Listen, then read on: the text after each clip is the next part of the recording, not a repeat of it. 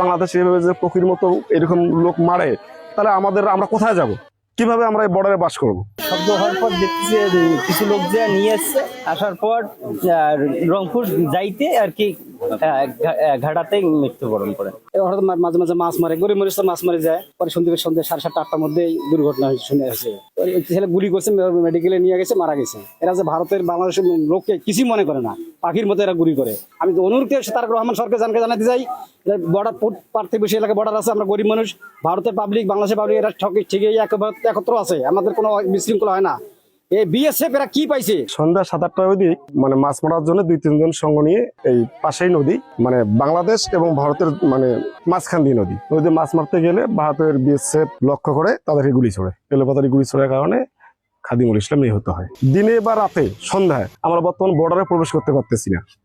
আমাদের 09-টা আমাদের জমিতে আমরা যাব, তারা সেখানেও আমাদেরকে দেখে ফায়ার করতেছে। আসলে ও একজন মানসিক ভারসাম্য ব্যক্তি, এবং সে দিনের বেলা হোক রাতের বেলা হোক পাক জাল নিয়ে সে নদীর ধারে বা পুকুরে বা বিলে মাছ ধরতে যায়। তাই অনুরূপ ভাবে প্রতিদিনের ন্যায় সে গতকালও সে মাছ ধরতে 0 লাইন অতিক্রম করে ভারতের বর্ডার গার্ড বিএসএফ চোরাকারবারি মনে করে এলোপাতারি তাকে লক্ষ্য করে রাবার বুলেট গুলি ছাড়ে।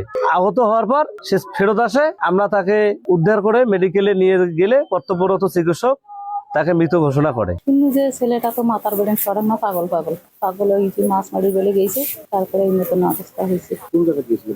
ওই তো সীমান্ত এলাকায়, ওই তো নদী আছে আমাদের বাংলাদেশের নদী, বাংলাদেশ ভারত সামনে একটাই নদী।